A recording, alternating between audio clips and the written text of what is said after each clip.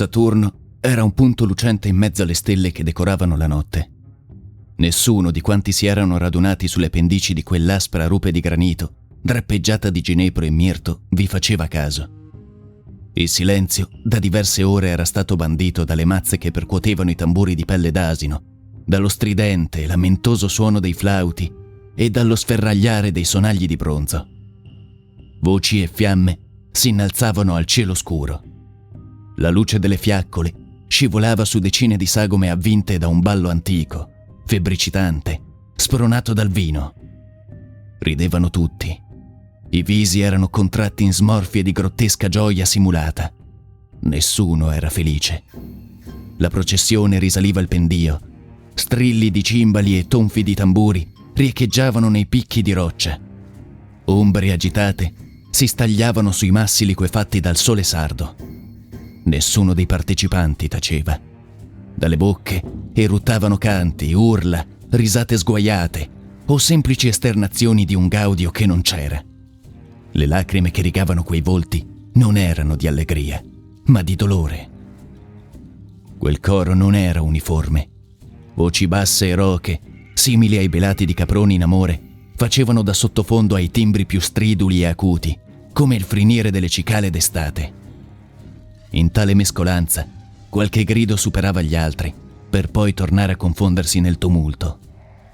La fragranza notturna era violentata dall'acre odore del sego che ardeva sulle fiaccole, il cui denso fumo oleoso tracciava simboli arcani nell'aria dietro l'esagitato, tumultuoso corteo.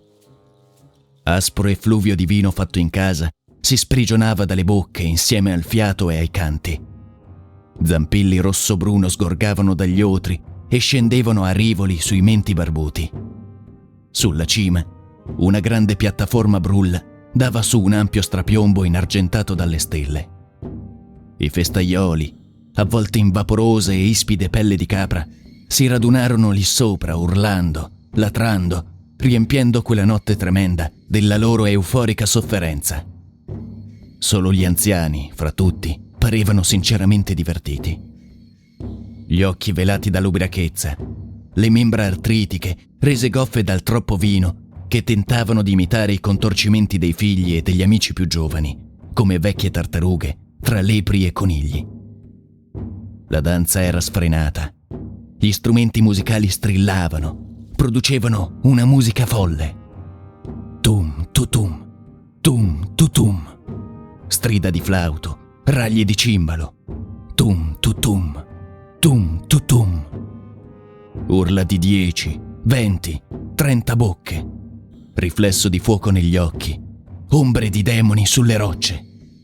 Tum tutum, tum tutu. Silenzio. Solo gli anziani, troppo stregati dal vino e dalla gioia, seguitavano a girare su se stessi, così simili a bambini nella loro senilità. Non si accorsero del silenzio improvviso. Non si accorsero dei figli che si facevano avanti. Ridevano e danzavano.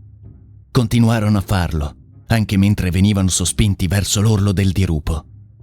Alcuni ridevano e ballavano anche mentre precipitavano nel vuoto. Una serie di tonfi, un suono di qualcosa che rotola fra gli sterpi. Un nuovo silenzio, questa volta assoluto, si allargò nella notte al cospetto di Saturno.